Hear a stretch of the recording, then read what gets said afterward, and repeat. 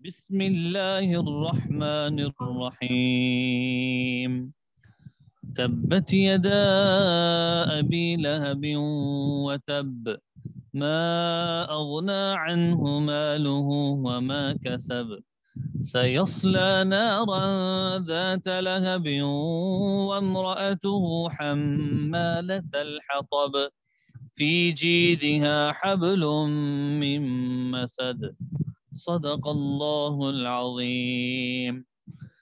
السلام علیکم ورحمۃ اللہ وبرکاتہ۔ امید ہے کہ آپ سب خیر و عافیت کے ساتھ ہوں گے۔ سورۃ اللہب میں نے تلاوت کی ہے، انشاءاللہ سبق کے آخر میں اس کی مشق بھی کرواؤں گا اور اس کے ساتھ ساتھ ہم اس کا اجرا کریں گے اور آپ کو میں پڑھاؤں گا اور پھر آپ سے سنوں گا۔ گزشتہ سبق میں ہم نے حروف حلقی جو گلے سے ادا ہونے والے حروف ہیں ان کی پریکٹس کی تھی کہ گلے کے 3 حصے ہیں اور ان 3 حصوں سے 6 حروف ادا ہوتے ہیں۔ گلے کے جو 3 حصے ہیں ان میں حمزہ ہا، عین ہا اور غین خا۔ حمزہ ہا یہ اقصی حلق سے ادا ہوتے ہیں، گلے کا وہ حصہ جو سینے کی طرف ہے۔ عین ہا سے وسط حلق سے ادا ہوتا ہے عین ہا، گلے کا وہ حصہ جو درمیان میں ہے۔ اور پھر اسی طرح غین اور خا یہ گلے کے اس حصے سے ادا ہوتے ہیں جو منہ کی طرف ہے۔ تو یہ 6 حروف ہیں، حمزہ ہا، عین ہا، غین خا، حمزہ ہا، عین ہا، غین خا۔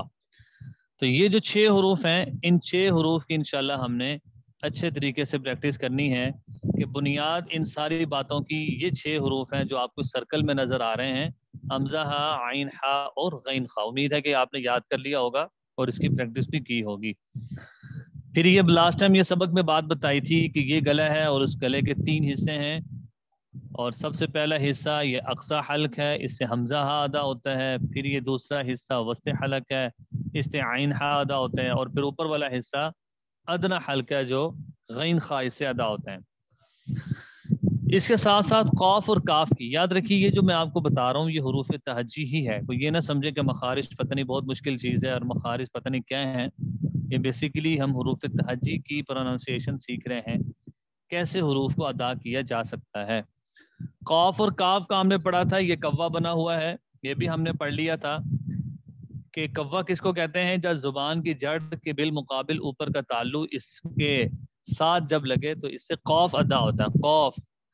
دیکھیں یہ بات بتائی تھی کہ جب ہم کسی حرف کا مخرج پہچاننا چاہتے ہیں تو اس کو ساکن کرتے ہیں اور اس سے پہلے والے حرف کو متحرک کرتے ہیں، جیسے حمزہ قاف زبر اق، حمزہ قاف زبر اق۔ اب جہاں پر آواز رکے گی وہی اس حرف کا مخرج کنسیڈر ہوگا۔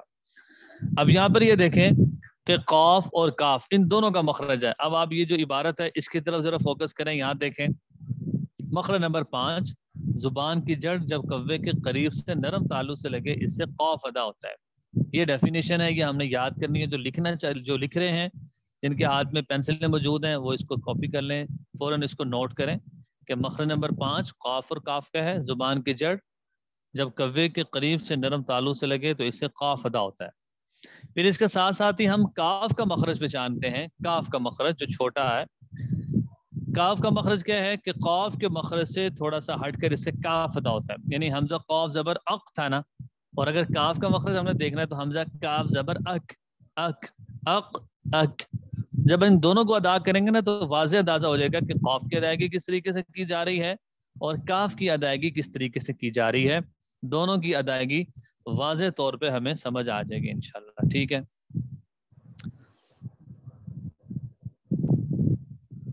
اسی طرح آج انشاءاللہ آج کے سبق میں ہم اگلا مخرج پڑھیں گے، یعنی ابھی تک ہم نے کس کا پڑھ لیا؟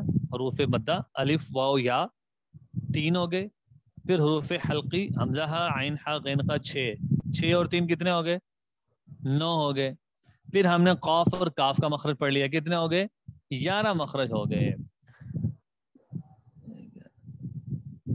11 حروف ہو گئے، 11 حروف، لیکن ان 11 حروف کے 6 مخرج ہوئے، ٹھیک ہے۔ آج ہم پڑھیں گے مخرج نمبر 7، مخرج نمبر 7۔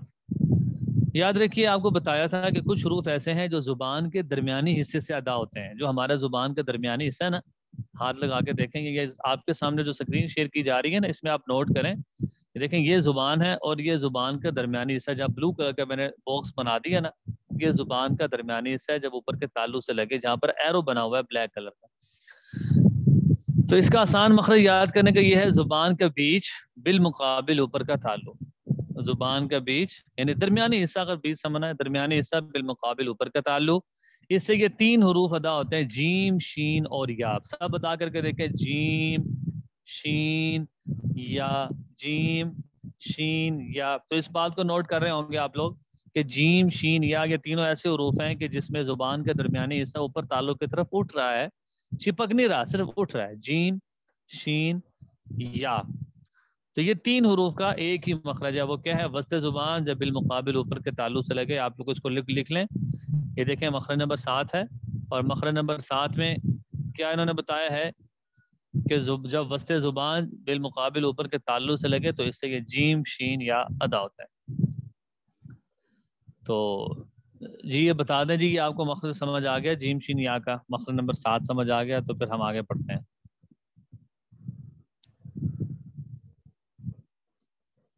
اچھا جی، اگلا مخرج ہم پڑھتے ہیں آج کے سبق میں. ایک اور مخرج پڑھیں گے، پھر اس کے بعد ہم قرآن پاک کی طرف.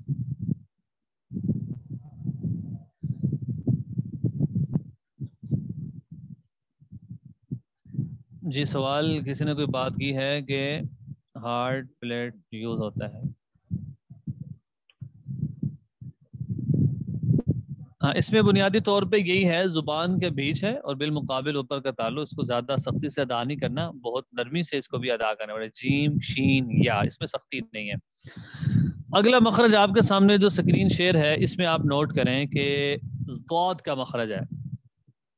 اچھا، ضاد کے مخرج میں بہت سارے مسئلے مسائل ہوتے ہیں. آپ لوگ بھی مجھے سوال کریں گے، میں آپ کے سوالوں کا پہلے جواب دے دوں. کہ کوئی سوال کرے گا جی اس کو کوئی ضاد پڑھتے ہیں، کوئی کہے گا جی اس کو ضاد پڑھتے ہیں، تو کون سا صحیح ہے؟ کئی اماموں کا سنو تو وہ ولد ضالین پڑھتے ہیں، کئیوں کا سنو تو ولد ضالین پڑھتے ہیں. اور مکے مدینوں کے امام کو سنو، اس میں بھی کچھ تھوڑا سا فرق نظر آتا ہے. کچھ ولد ضالین پڑھتے ہیں، ضالین، کئی ولد ضالین تھوڑا پڑھتے ہیں. تو میں اس کو ایکسپلین اس طرح کرتا ہوں، یاد رکھیے کہ ایک مثال سے بھی بات سمجھیے. میں نے آواز رک رہی ہے جی، کہہ رہے ہیں.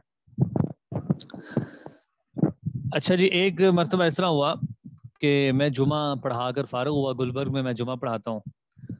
جمعہ پڑھا کر فارغ ہوا تو ایک بندہ میرے پاس آیا کہ جی آپ نے نماز میں وَلَضَّالِّينَ پڑھا ہے، وَلَضَّالِّينَ کیوں نہیں پڑھا؟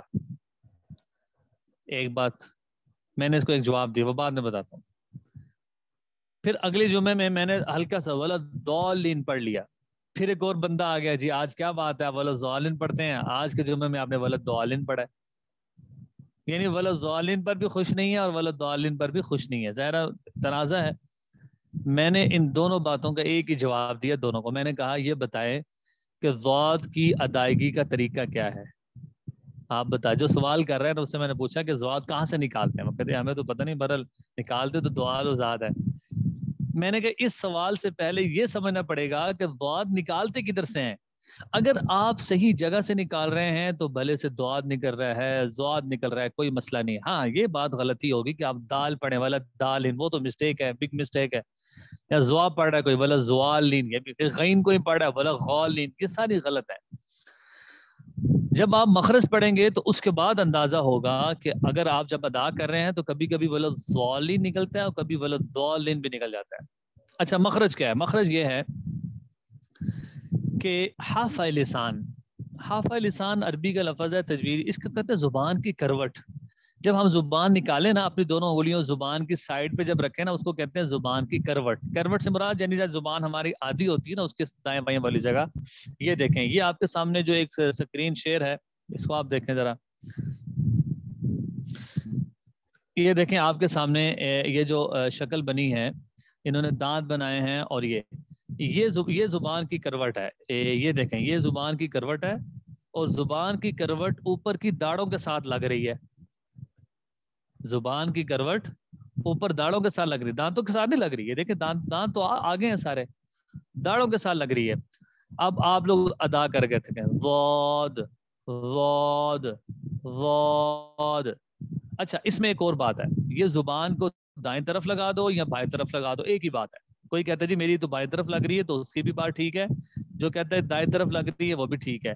بس یہ مقصد ہے کہ جب زبان کی کروٹ یعنی زبان کی ایک طرف جب اوپر کی داڑوں کے ساتھ لگے، نیچے والے داڑوں کے ساتھ تو لگ ہی نہیں سکتے، آلریڈی لگی ہوئی ہے نا، اوپر والی داڑوں کے ساتھ لگے دائیں طرف یا بائیں طرف، تو اس سے کیا ادا ہوتا ہے؟ ضاد. اچھا اس کا مخرج میں نے کیا کہا تھا کہ مخرج کے معلوم کرنے کا طریقہ کیا ہے؟ حمزہ ضاد زبر او، او جہاں پر آواز رکے گی وہی اس حرف کا مخرج ہے. حمزہ ضاد زبر او، او میری تو دائیں طرف لگ رہی ہے، آپ کی بھی دائیں لگ رہی ہے، آپ کی کون سی لگ رہی ہے؟ دائیں طرف. عام طور پہ جو کہ دائیں طرف کے عادی ہوتے ہیں تو او ٹھیک ہے. اب یہ جو آیت پڑھتے ہیں نا غیر المغضوب علیہم ولا الضالین، اب اس میں نوٹ کریں کہ اب ہماری جو ادائیگی وہ ایک طریقے سے ہے. اب بس اوقات اس میں کیا ہوتا ہے جب میں لائٹ پڑھوں نا غیر المغضوب علیہم ولا اب آپ کو فیل ہوا کہ میں نے ولا الضالین پڑھا ہے، لیکن کوئی مسئلہ نہیں ہے، حرف مخرج صحیح ہے تو کوئی معنی میں فرق نہیں پڑا، مخرج صحیح ہے. ہاں جب دال پڑھوں گا وہ تو پورا ہی مخرج تبدیل ہو جائے گا نا، غین پڑھوں گا تو پورا مخرج تبدیل ہوگا، اور اسی طریقے سے.